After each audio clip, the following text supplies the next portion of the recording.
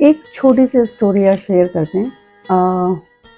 किसी ने महात्मा जी से पूछा कि मैं अपनी सभी समस्याओं का एक ही बारे में निदान करना चाहता हूँ, तो वो मैं कैसे कर सकता हूँ, यानी कि मेरी ज़िंदगी में कोई प्रॉब्लम ही ना रहे। वहाँ जिस भवन में या आश्रम में वे लोग थे, उसके बाहर ऊँटों का एक बहुत बड़ा जमावड़ा था, जहाँ पर लगभग 60-70 के करीब ऊँट थे जो रोड साइड पर थे।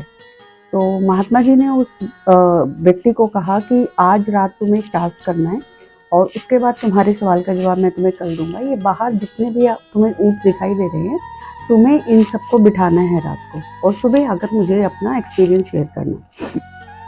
उस व्यक्ति ने ऐसा ही किया। अगली सुबह जब वो महाराज के पास पहुंचा तो संत ने उससे पूछा कि कैसा रहा।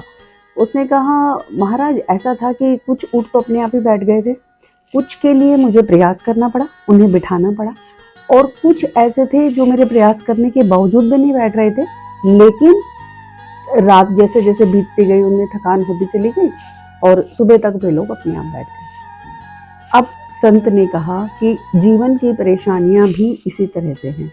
कुछ प्रॉब्लम्स होंगी, कुछ चैलेंजेस होंगे जो अपने आप ही खत्म हो जाएंगे, कुछ के लिए तुम्हें प्रयास करना पड़ेगा, और कुछ ऐसे होंगे जो तुम्हारे हाथ से बाहर है, you can not control them. With the passage of time, like it is said कि टाइम हील्स एवरीथिंग, तो with the passage of time उनका सॉल्यूशन अपने आप ही आएगा।